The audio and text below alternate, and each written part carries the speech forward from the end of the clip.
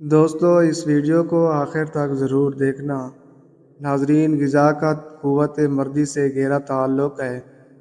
جو خوراک ہم روزمرہ کھاتے ہیں وہی معدہ میں ہضم ہو کر خون پیدا کرتی ہے، پھر خون سے مادہ تولید پیدا ہوتا ہے جو زندگی کا جوہر خاص اور لذتوں کا سرچشمہ ہے۔ لہٰذا ایسی غذاؤں کا اہتمام رکھنا چاہیے جن سے قوت مردی ہمیشہ قائم رہے۔ کچھ مقوی غذائیں تحریر کرتا ہوں۔ نمبر 1، کھجور۔ کھجور کھانے سے قوت باء میں اضافہ ہوتا ہے۔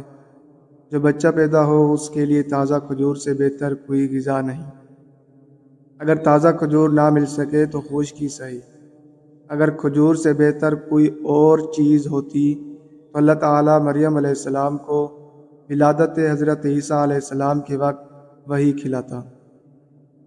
سورۃ مریم میں ہے کہ اللہ تعالیٰ نے حضرت مریم علیہ السلام کو حکم فرمایا کہ کھجور کا تنا پکڑ کر ہلاؤ، تم پر تازہ پکی کھجوریں گر پڑیں گی۔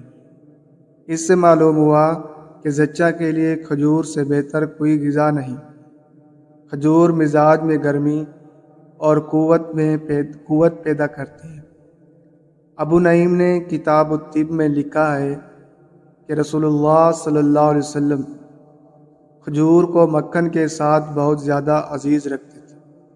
علماء نے لکھا ہے کہ اس کو کھانے سے قوت باء زیادہ ہوتی ہے، بدن بڑھتا ہے اور آواز صاف ہوتی ہے۔